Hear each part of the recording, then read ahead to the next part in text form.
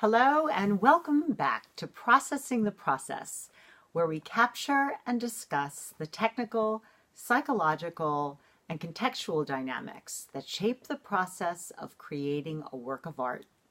Week by week, moment by moment, we are following Allie K. Dakers, teacher, actor, director, and producer, as she shapes the development of her innovative middle school drama club and guides her students' idiosyncratic artistic journeys. So today we will be focusing on the drama club meeting that took place on March 13th. And as Allie has shared with us throughout the year, one of the most difficult contextual challenges that she faces with the middle school drama club is not having enough time to cover the broad range of material that she considers to be fundamental in the depth that she prefers. So, of course, not having enough time felt like a major issue yet again, has been feeling that way, I should say, as Allie and her students are moving into this final phase of the season, where everything that they have worked on so far has been preparing them for creating an original showcase.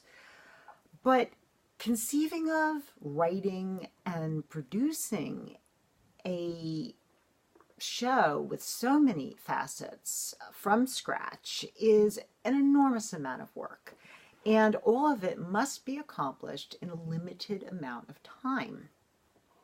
And it's tricky because developing an original show in particular is really a creative process that unfolds organically over time. But the reality is that this process occurs in a particular context.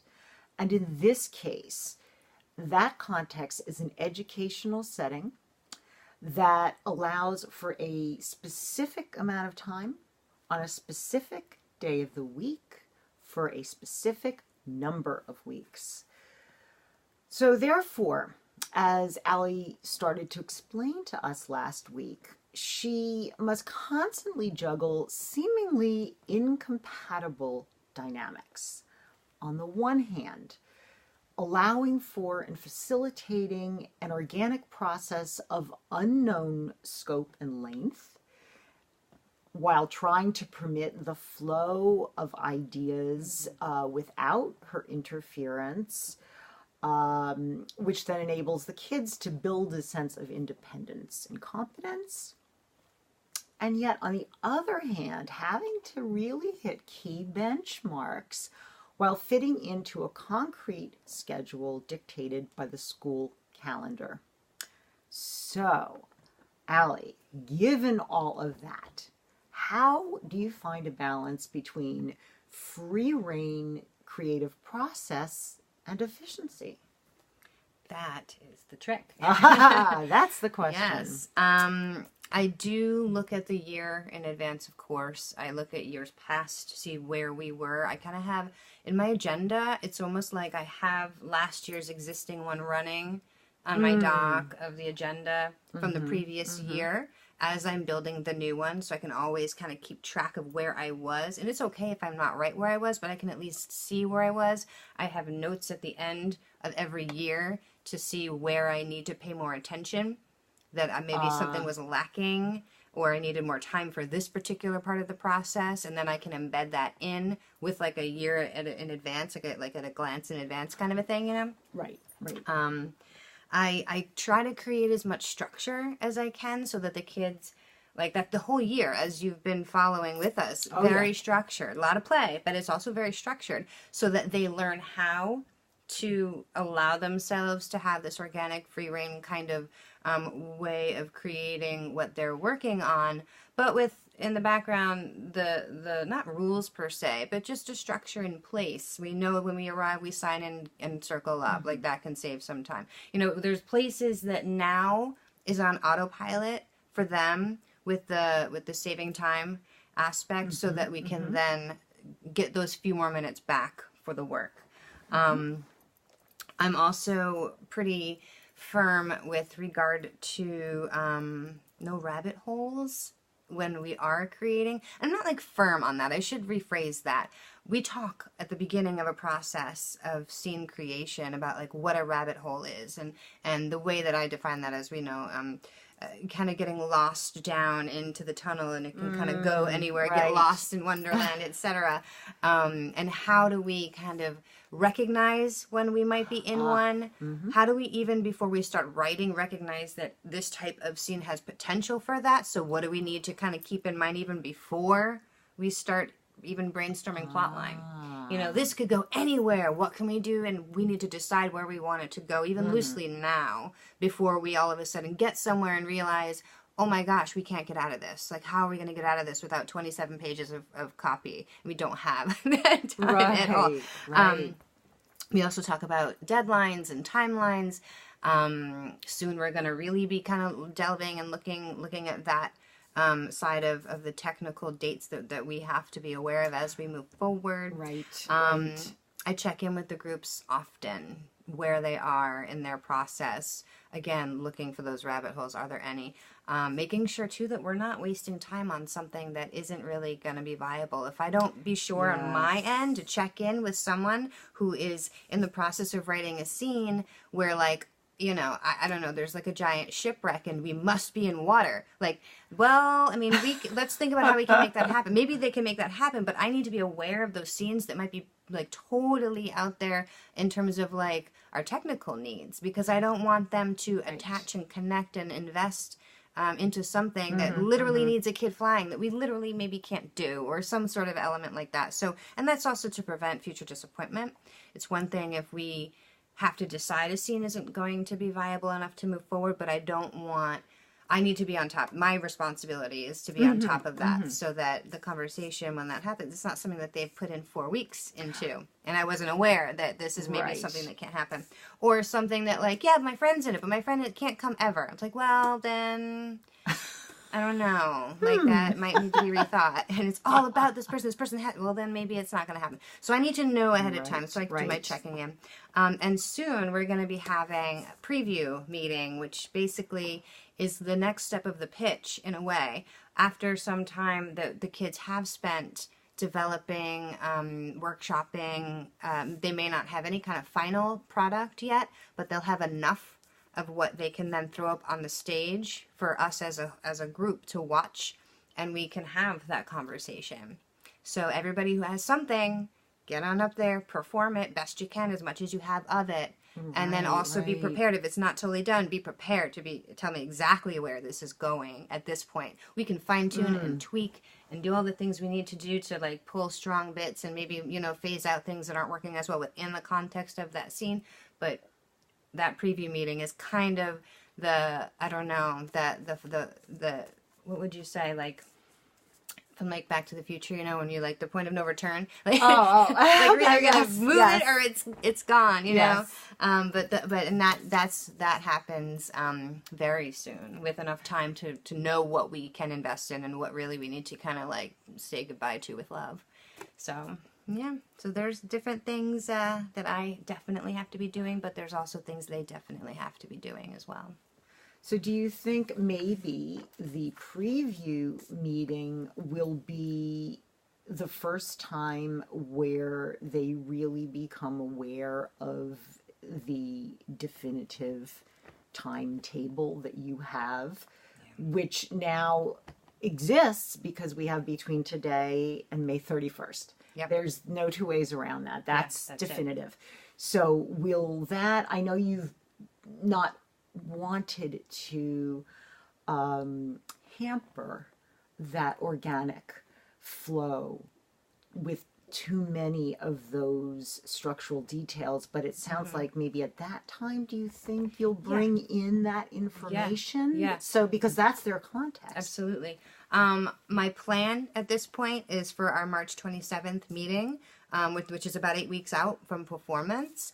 We're going to sit down as a group, look at the calendar. I've been peppering it in my conversation, being like, we don't have all the time in the world, kids. Like, be aware, like May 31st, it's like 10 weeks out, 9 weeks out, 8 weeks, whatever the case may be. And it's, again, not to like freak them out, just to kind of build that soft awareness. And now we're getting into the hard awareness of these dates. And with regard to the organic structure of that, it's not that we're no longer going to flow organically.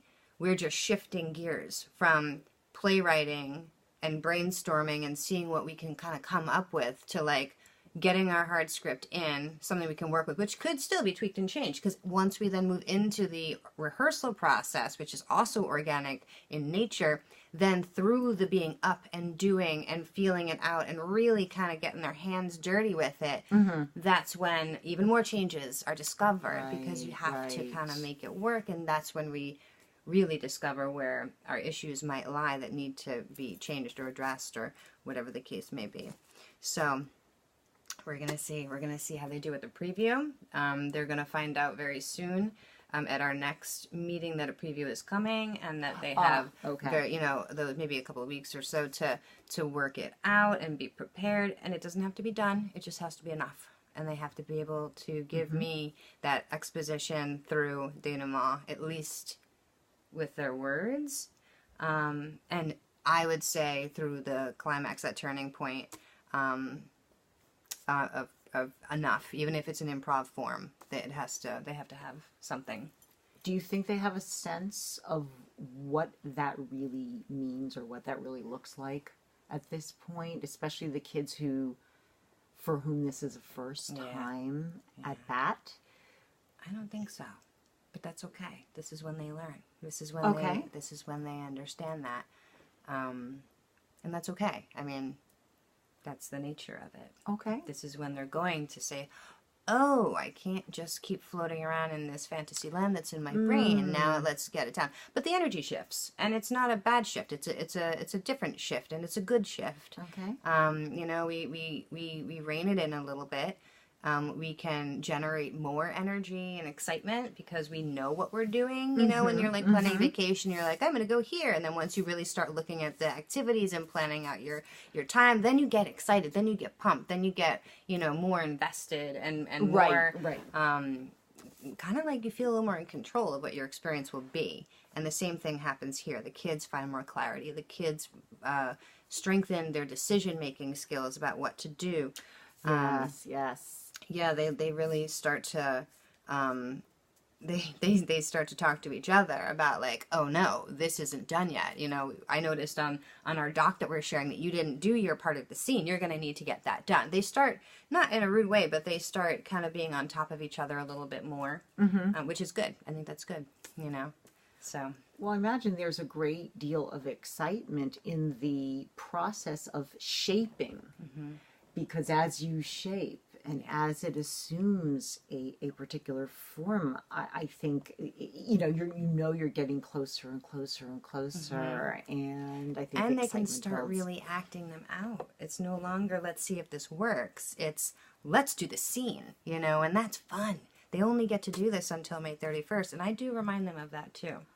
We're not just working for that one performance. Every time you get to be these people, every time you get to say these words that you created, that's an experience. That's why you're here, The same thing I tell kids that are going for an audition and they're so nervous about it. I go, don't look at it like you're just being, afraid and judged. Like, this is a performance opportunity. You get to go be a character. You get to do a scene, and in the same way, while we're working towards something, I especially as we get closer and we get a little stressed and we get a little frustrated with each other, I remind them, you only have 2 weeks left with each other, guys. Like, this is when we really gotta put our heart into it, because we're not gonna be doing this in 2 weeks. So I try, as we shift gears, we'll see a little of that coming through too. It'd be very interesting to see, again, as I always say, how this unfolds. But again, looking at the March 13th meeting, Allie experienced the time dilemma right off the bat. Because on one hand, I think from our conversations, Allie, that you feel like the kids need to devote all their time to playwriting right now in order to be able to meet the deadlines. And, but on the other hand, I should say, I know you want them to have a game each session because it serves some very, very important functions. For example, it's that sacred space, as Allie has termed it, that serves to allow them to transition from their day before into a working mind and body set, so to speak, in the theater. And it enables them to practice a fairly wide variety of skills. And of course, that practice is lifelong, but it's especially important, I would imagine, now. So in this session, you decided to include the game freeze. Can you describe to us how this game works? I know way back she gave us a bit of a description months ago, but I'm going to have trouble remembering that. Yeah, so, and what performance skills this game builds. Yeah. As a classic game, two people are up. They start an improv with improv rules. Yes, and, add to the story, build on it, accept what your partner has given you, kind of a thing. And this really kind of plays into a lot of like physicality for the kids too. This stretches them physically because the fun part of the game is when characters in like a funky situation with their bodies, someone calls freeze, they pop up, tap a shoulder of one of the people, take their physical form, and start an entirely new scene from that place. And it's fun, yeah. So, and it really does promote the stage presence. I have the kids performing on this stage. We're all on the stage. The audience, the kids are acting as audience, sitting on the apron, and then the performers are on the stage facing the audience. So they're also developing diction, they're developing projection, they're developing their own stage presence. Where am I in space, on stage? Who is with me? Where should we be? Are we trapped? Do we trap ourselves upstage left? Do we need to somehow bring ourselves through context in the storytelling downstage because all of a sudden we're lost in this vast, and they're tiny little people, so on this big stage it's you gotta be down a little bit. This type of game really does build that, and it also builds their creativity, their connection, thinking on their feet, all of these things. Again, though, we do run out of time with that many kids, with 2 up at a time, and I did experience that, but I also wanted to give them that. It took a little while to get through, it really did. But it also was a great game, and they had fun, and they were laughing, and not just laughing, having fun, but they were commenting, and their own ability to make these stories, these little mini stories, more enriched compared to the way they had been presenting things and coming up with things in the past, is developing, which is great. And in the future, I really am going to toy with the idea of breaking the group up into like maybe groups of 3 and having little mini games of freeze happening, so they get that. More kids get up, and also I won't be calling freeze anymore, they will. Right. Which develops their directing skills. They can see when something offers an opportunity to tell a new story, so that's part of the plan. So we're going to be heading in that direction. And it sounds like this game in particular is well suited for the playwriting process because the more they can develop scenes in an improv kind of way, the richer they become. I would think the better able the kids are to create richer playwriting. Yeah. And, that the one is going to really help the other. Yeah. So even though it takes time away from it, on one hand, it's actually facilitating it. On the other hand, you're getting it back in quality of content later on, so. Exactly. So, speaking of playwriting, the playwriting portion of this meeting was pretty chaotic. As Allie says, you have a lot of kids with a lot of ideas, and for the kids who were not available to attend the session the previous week, Allie suggested particular groups that they might want to test out. And in anticipation of how they might be received, Allie reminded the entire club that we are all on the same team. So if someone wants to join your group, we want to welcome them with open arms. And conversely, if someone chooses to leave the group and investigate another, well, we want to support them because that student, if he or she finds material that they really care about, they are likelier to be more invested in their work, and they're going to work more efficiently and passionately. And if you think about it, ultimately, that's going to benefit the entire ensemble. So everybody is really invested, I think, ultimately in each individual finding his or her sweet spot, as it were.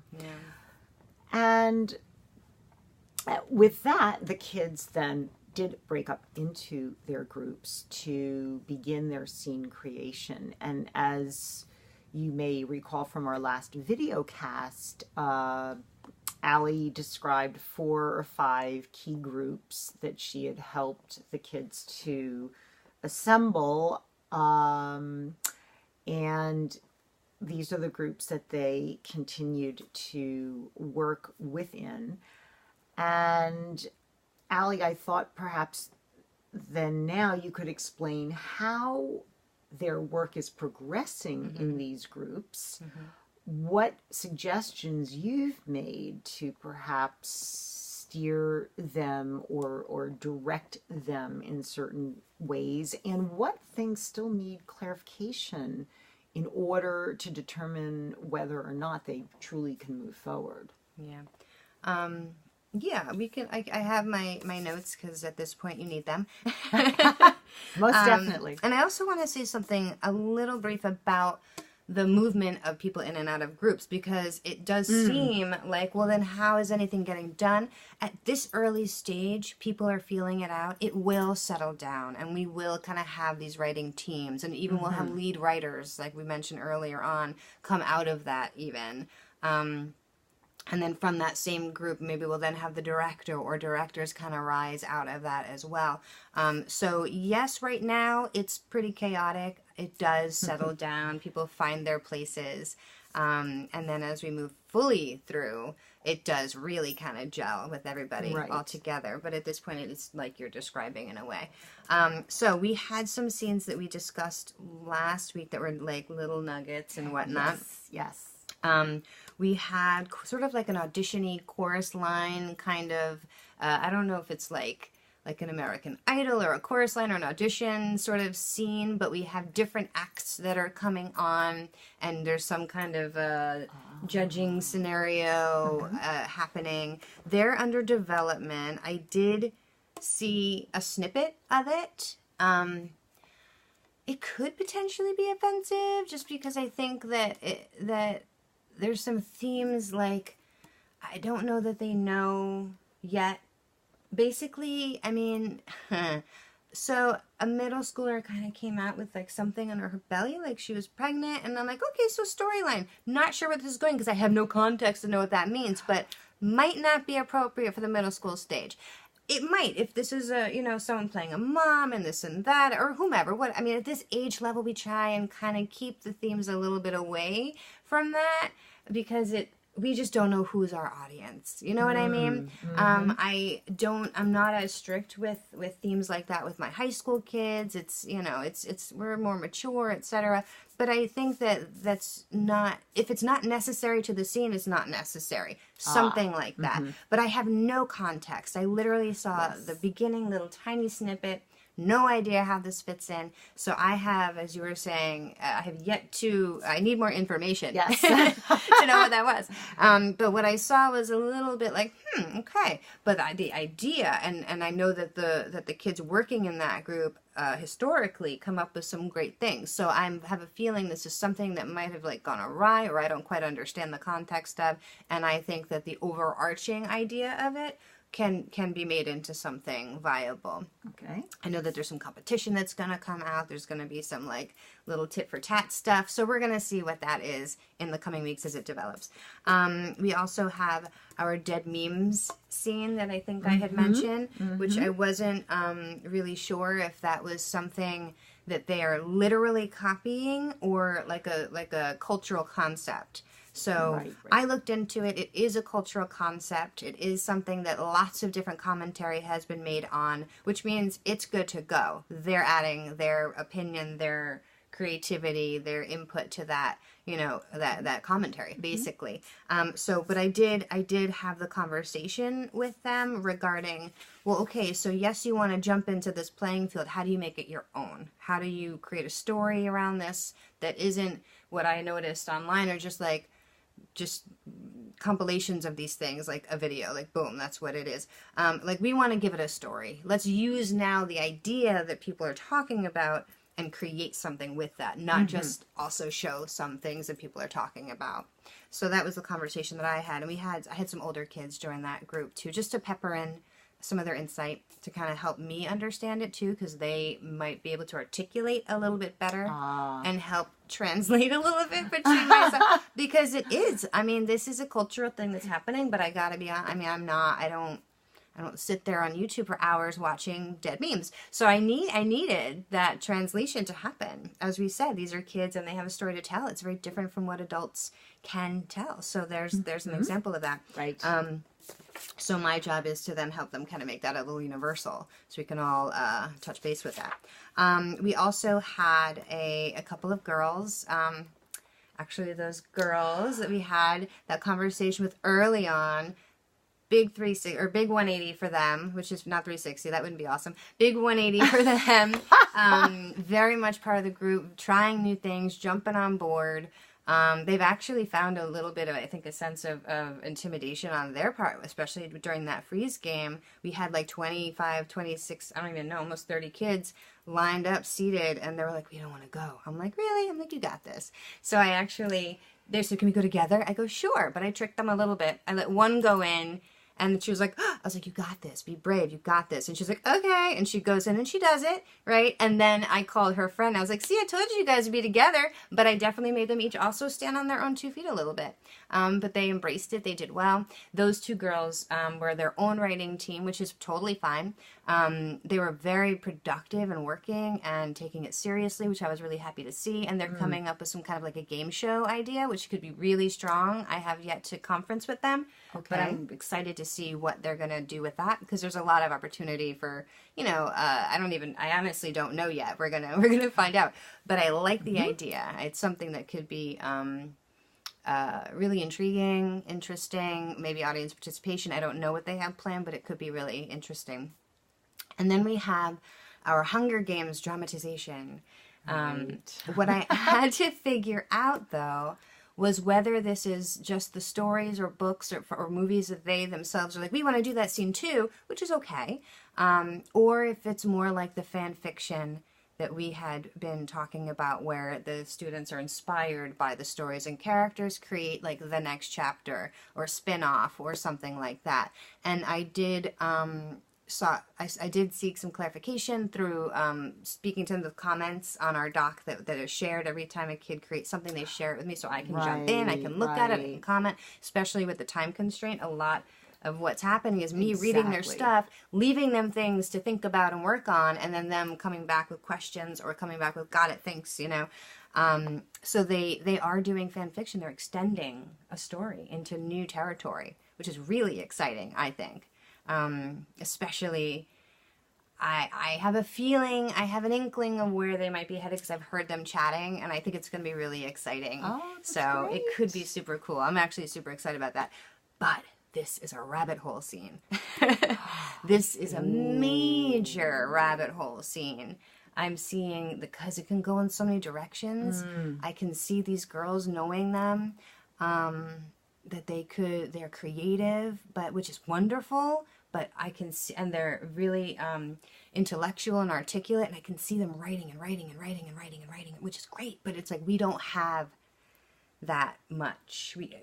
I don't think that it would be as strong as they would like the end product, if they're scrambling to toss things together so they can get all of what they want to include out. So I'm going to have to conference with them to identify if there are in fact already some holes that they've trapped themselves in. Right. But more importantly, like what we just discussed, the awareness that this is a potential to kind of run away from you. And how do we keep control over that, but still not hold ourselves back with the depth of the storytelling and making it strong.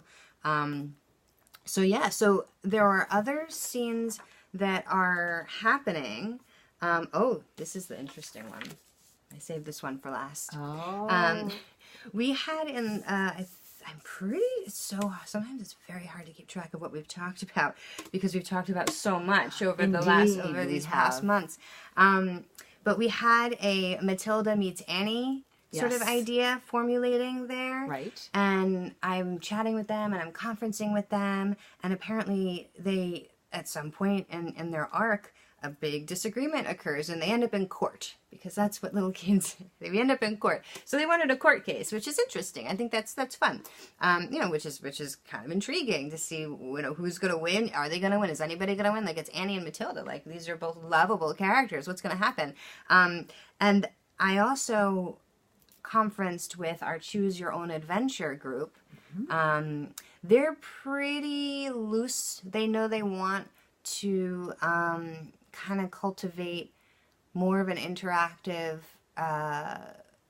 designing the theater space almost with the audience, which is super cool. So I don't know what they exactly mean by that. I think they are almost kind of wanting the audience to play a part in, like, what light should we have and which set should we have, which is really challenging because we don't have everything they're going to say.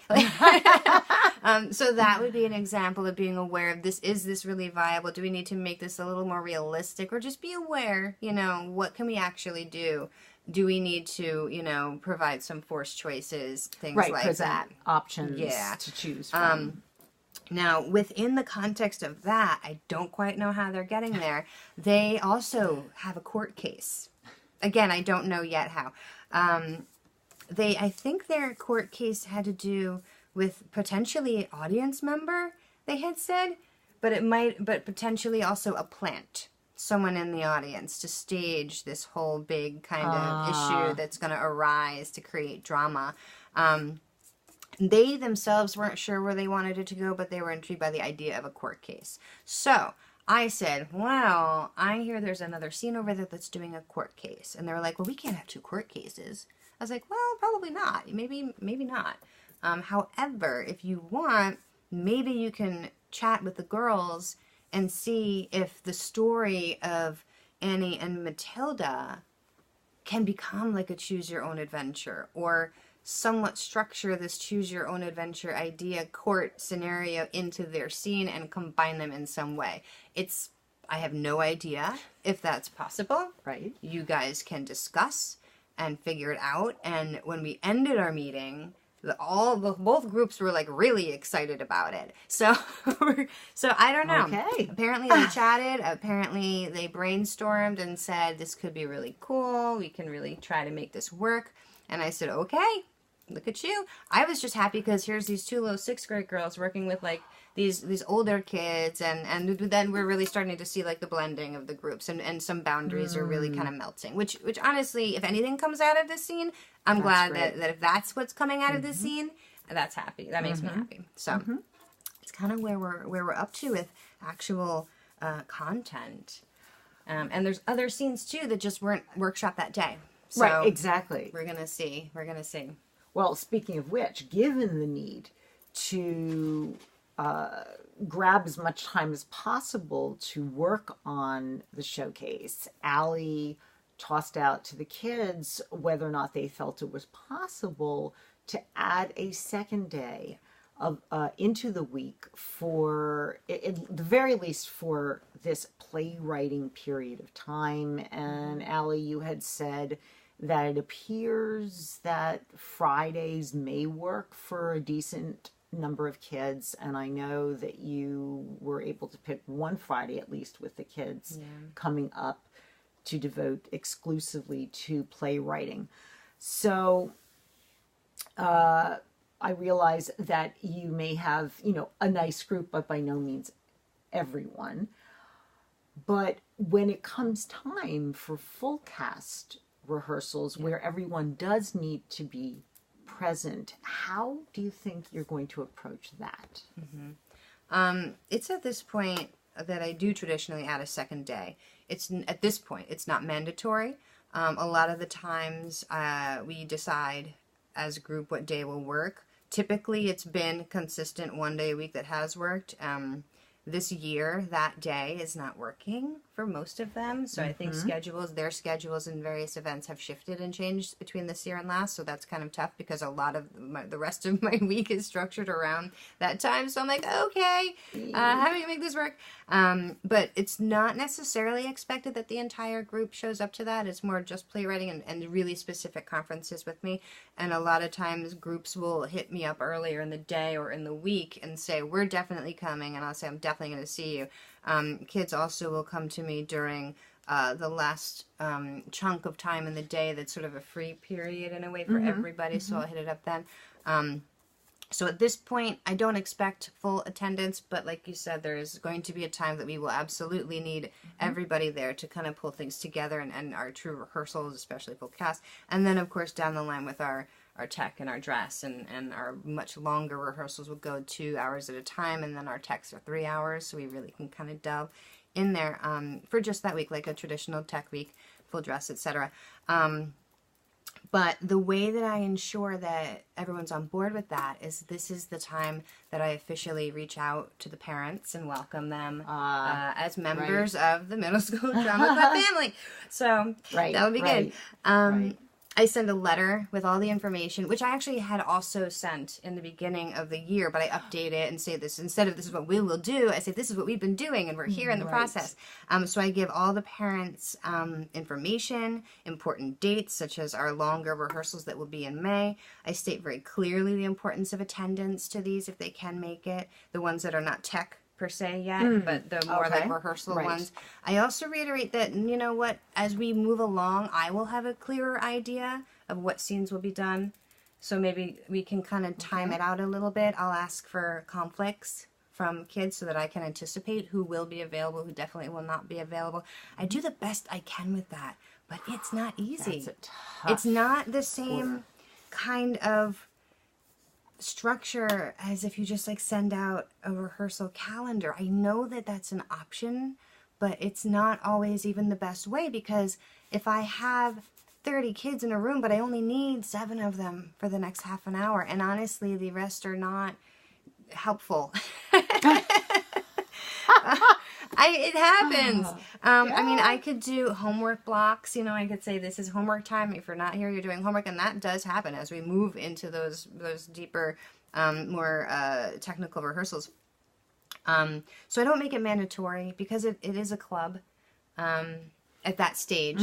But then I'm very clear about these are our mandatory dates. Clear your schedules. Everybody needs to be there. It's for them that they're there, not, just because I want them there. They literally are running everything. I outline that for safety and for their own preparedness and their own confidence and their own efficacy, they are going to need this time. And then I thank them profusely for their support. So, that's kind of how I do it. It's at this point that I really kind of reach out. And there's ups and there's downs with that, as with anything. When you make any kind of group of people communicating and you expand that group, you're going to expand the potential for conflicts and issues and things like that. But for the most part, I have found that the support is there, which is great. I try my best to be really transparent, and I try my best to be really flexible, because I know when we do hit those mandatory rehearsals, I mean, I'm basically taking their children for like an entire week, and I want to be understanding of that at this time. So exactly, and it may well be that smoothing the path for the parents are their kids, because they're involved now in the production in such a way, I think, as to increase their investment, increase their excitement. They're seeing what's coming and what the potential is. So perhaps in sharing that with their parents, the parents really kind of come, hopefully, to understand how meaningful it is to these kids. And it's not just some kind of arbitrary schedule from top down. But again, it's their club, it's their ensemble, it's their original show. And perhaps just sort of brainstorming out loud, I think if the parents really understand that their kid is in his or her own way responsible for a big chunk of this whole production, then I think you're in a different headspace about it. Yeah, and I reiterate our motto too. I mean, we're really going to be pushing that soon as well, incorporating games that kind of really directly remind us of that explicitly, of commitment, focus, respect, and I kind of use that a little bit in my communication with the parents. It's like, so glad you're on board, part of the team, focus, respect. So, I think it's important to and I don't feel badly about driving that one home at this point. Like, you're supporting the lesson that we are trying to teach here. Like, help me to do that with them. Like, you'll reap the benefits too. So, well, as I recall from your beginning of the year letter, your approach was a collective one, really, I think, setting the stage for the atmosphere that the entire club takes, which is one of collaboration and an egalitarian, student-centric focus. And I think you established that and modeled it right off the bat. And now, as with, I'm thinking like iterative learning, you're coming back to those basic principles and really reinforcing it now that they've come so far and they really are a true ensemble. And I would think, because you sought to connect with the families and you sought to create a community with them early on, that you have a foundation to of jump off of. Yeah, I hope. I haven't gotten too much communication from parents, but again, that's okay. I don't mind that. I do hope that the communication that I get from them after the reach out is positive. That's my hope. We'll let you know. We'll let you know. Now, some of our viewers may recall, as we've been sort of hearkening back in our reflections to the beginning of the year, that in that period of time, there were a number of challenging interpersonal dynamics and behavioral issues that surfaced that Allie had to deal with, and Allie, you shared with all of us in wonderful, rich detail how you went about doing that. Well, since that time, the kids have really been working and collaborating quite well, but in this particular meeting, a conflict did emerge. So, Allie, in thinking about how we dissected those kinds of dynamics a few months ago, could you describe the conflict, how you handled it, and is the approach that you took fairly similar in feeling to what you've done before, or are there unique aspects of it here? It was an interesting thing, because it was more about me knowing personalities and seeing possible conflict that could arise, especially if things are not particularly well structured around certain people.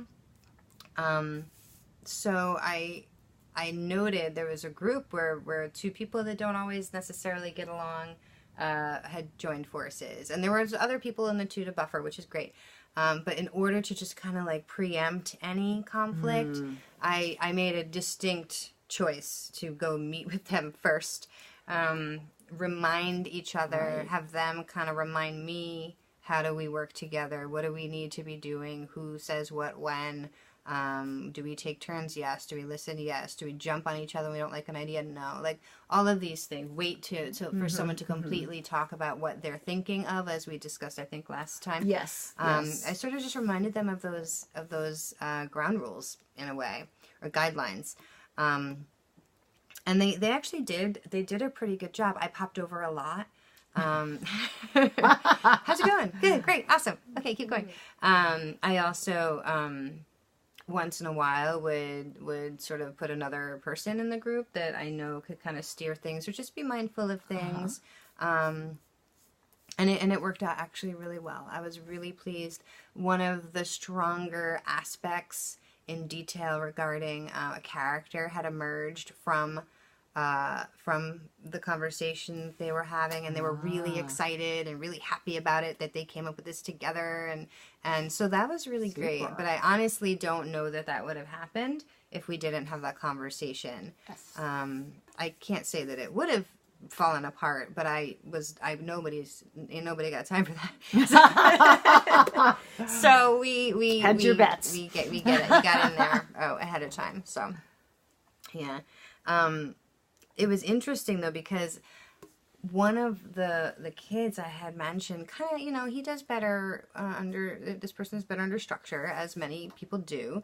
And he kind of almost nonchalantly, but at the same time I could sense that nervous energy, being like, I don't know if this is gonna work out.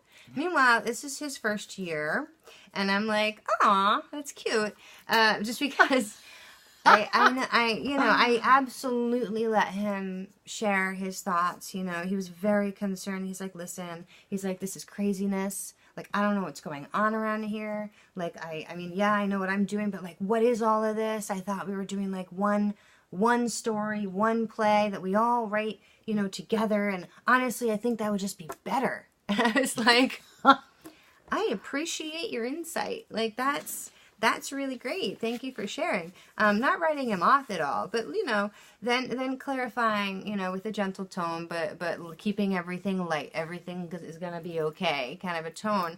But yeah, it is chaotic. It's okay though. Like, everything's kind of all over the place, and sometimes it's not easy to kind of, swim through that. I assured him he's doing a great job. Like, look what you came up with today. Like, when you were able to just kind of focus in where you are, and others are focusing where they are. All of it's kind of bubbling up and happening around you. If you step back and look at that, yeah, it looks crazy. But if you zoom in on where just you are, you're doing okay, and it's gonna be all right. And I said that, yeah, we're all over the place, but as we come up with our different stories, we don't want to leave great ideas in the dust. So instead of having just one through line where maybe we're limited, we're kind of boxed into that one story, we want to celebrate the fact that so many of us have so many great things that we can develop. And as we move through, I assured him that, you'll see, it's going to start to come together. We're going to feel more in control. We're all going to feel more on the same page. And we're going to feel a little bit more relaxed about this energy that's buzzing right now. I did encourage him though to talk to me if he's feeling overwhelmed, because some kids that type of environment really actually can throw them off. Sure. Make them feel more sensitive, and therefore maybe react a little more quickly to things negatively. Or more, I don't want to say emotionally. It's okay to be emotional, but we want to not necessarily let our emotions get the best of us if they start to go down a bit of a negative path, because we're feeling under stress or pressure. We can react to things. We want to be able to create space between like what we're feeling and how we're going to then take our next step or react to what's going on around us. So I said to him to please talk to me. Like, I know. I said, this isn't easy for everybody. Some kids loved it. Some kids hate it. Yes. And I'm aware of that. So definitely talk to me and make me aware of how you're feeling.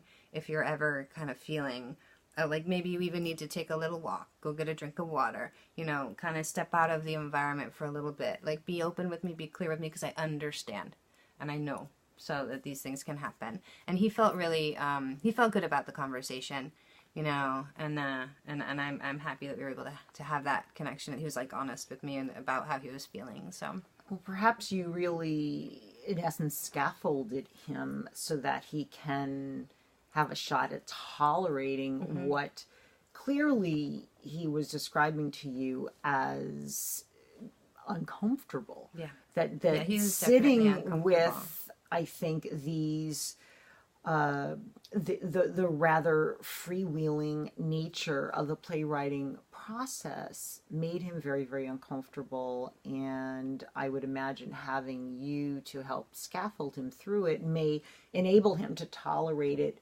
even if it's just enough to continue to participate without enacting the anxiety in a disruptive way. Because it can come out in ways that maybe he wouldn't even be so happy about later. Like he himself, he's a pretty introspective kid. He knows himself pretty well, which again is why he was able to probably feel comfortable having this conversation with me. Exactly. And I don't want him to feel or put himself in any situation or that he's reacting and then not really being represented well of who he really is, when stress kind of layers that and covers that up. So, and you've also throughout created an environment where the kids learn to address issues head on. This is what we do here. We identify them,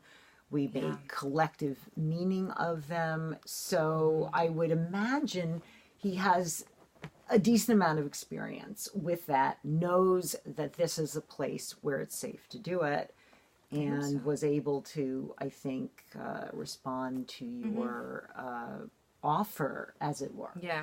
Yeah. And I think too, like me not freaking out and being like, "You're right, this is crazy." Like me presenting things in a way with the energy I was giving off of like, it's gonna be fine, all of that, I think, really makes a difference too. You have to kind of emulate and express how you want them to react as well, model that, taking that in stride sort of thing. So, well, that's really interesting because I'm thinking back to our videocast last week and a couple of others along the way, and as you described this boy sharing his concern about not having enough time, in his opinion, to be able to be ready for the showcase, I couldn't help but think in my mind, you're very candid, sharing with all of us your anxiety around wondering whether everybody will be ready. And I found that very interesting, that in fact you were both expressing, very, very similar things, and was wondering, might your very calming and measured and understandable approach to this boy actually have contained maybe a little bit of self-talk that helped you and your anxiety in a way? Yeah, the kid is totally valid for being freaked out. He really is. He really is. And I think that so much of the work I do, like of all the different things that I do, teaching struggling learners, teaching yoga, teaching theater, focusing on inner strengths and bigger pictures to all these other people in my life, it absolutely keeps me accountable to mind these things for myself. And I am not walking through my life cool as a cucumber. Absolutely not. I am absolutely human. It's starting now where I wake up at 4 a.m. being like, oh my God, like how am I going to even do this? There's no way, there's no time, there's not enough day, I can't find a second day, oh my gosh. These thoughts literally wake me up and I'm like lying there and what am I going to do now?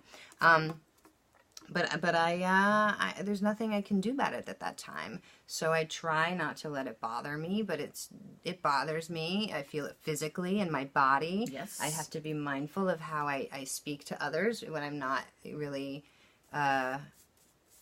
when I'm in a state of freaking out. You know, I talk to my husband. He's like, babe, it's going to be fine. It's fine every year. I'm like, yeah, but this year, da-da. He's like, you said that last year about that part, and it was fine. Yes. You know. Yes. But you're absolutely right. Like hearing the words coming out of my own mouth, it definitely does remind me to do the same things for myself. Not lose myself as often into that anxiety, which is legitimate, like physical, I don't feel well. Absolutely. Like it is like a real thing.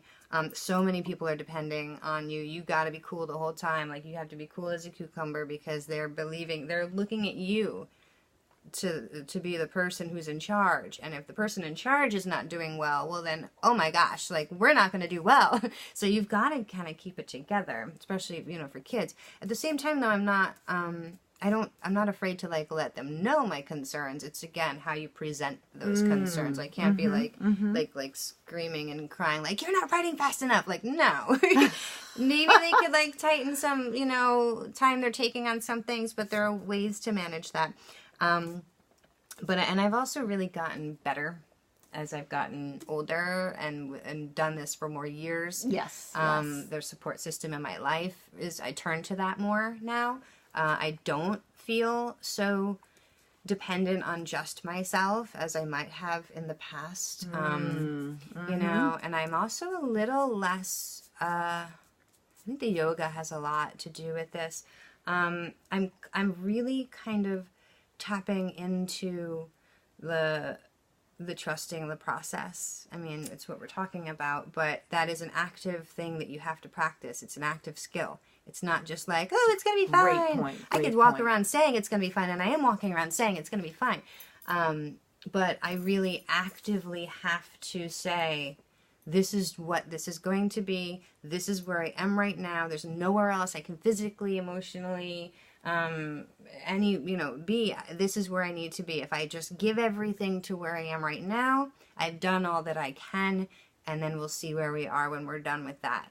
You know, and that's kind of what you have to do, you know. I also allow myself to freak out when I need to, you know, and again, your support system comes into play there. You know, if I need to sit and I need to cry and I need to worry and I need to pace my house, you know, back and forth, repeating, you know, the same concern in different words over and again, saying, I can't find the solution to this, that maybe has to happen. That might have to happen to get that out for them to maybe like, well, I guess I can't do anything. You know what I mean? And to honor that, that fear, that anxiety, I think is also, it's important because in the past, I didn't honor that. You know, I would just freak out, but not do the part B, which is like the surrendering to the fact that there's maybe nothing I can do, or trusting the fact that I've done this for so many odd years, and why wouldn't it work this year? Not resting on my laurels, just trusting in my abilities and that of the people that I'm working with, you know? So all of those things kind of come together to help me get through this, but we have entered the zone of like the 4 a.m. wake up of just like, oh no. And now it's up to me to kind of manage that. So, well, it's great that your increased, participation in yoga especially as an instructor has really come at this time, because I think it has helped enormously with your navigating these kinds of emotional shoals. But I mean, I have to tell you, as you were describing to our colleagues the conversation that you had with this boy as you were reassuring him, that I calmed down listening to you, because you really did many things, but among them normalized the chaotic nature of this particular phase. And essentially communicating that in order to do what we really want to be able to do, at this point, this is what it's going to look like. This is what it's going to feel like. This is what is part and parcel of a process that enables us to then have this work assume a certain kind of shape and direction that we can then take and move forward. And you've been through this many times. So you know, and you have a toolkit, I think, to deal with that chaotic environment if it starts leaking out. Yeah. You know how to rein it in if you have to. Yeah. You It's know, not easy. It's not easy. It's not easy at all. But you've got a toolkit. Yeah, I do. You really do have a toolkit, and you've been. This is not your first rodeo, so. You know, there's you got some back pocket And stuff you can pull out. And good people around me to help me stay sane. So yeah, absolutely. And we thank you again for your candor, Allie, because I think it's enormously helpful for all of us to really understand how an artist experiences all these different facets of the process, particularly when they're psychologically and emotionally challenging. And also it helps us to remember that this is normal, natural, expected experience. Yeah, it is. Regardless of genre. And I think, unfortunately, too often we don't get to hear from artists with quite this kind of candor, which I think can leave both lay people and emerging artists in a, you know, wondering, oh gosh, what's wrong with me that I'm having these feelings? Yeah. What's wrong with me that I'm finding these things to be difficult and challenging? Because if no one's talking about it, you know, you tend to then go to that place of self-blame. But in fact, this is, you know, these kinds of external circumstances and internal struggles are part and parcel of the process. It's just the details that differ, I think, really person to person and situation to situation. But you can bet that that this is going to be part of the deal. And we thank you for really essentially reminding us that that is the case, and helping us to understand it a little bit more. And for those of us who are involved in the arts, having a little bit more of a roadmap in terms of what to expect and how to navigate, even though it'll always be idiosyncratic to every individual. But you are still modeling, actually, for us. Glad I could be of service. We're sorry you have to go through this. It's great. This is great because it really is. This is another level for me of processing what I'm going through and helping me to kind of. It's another tool in a way because I'm taking a look at it more deeply and maybe even as we go. Again, even hearing myself say those things again to myself is just another level of reassurance, and you know, which is helpful for me as well. So, absolutely. So we look forward to again processing the process in these final weeks, and thank you so much for guiding us through. Thank you. We'll see you next week.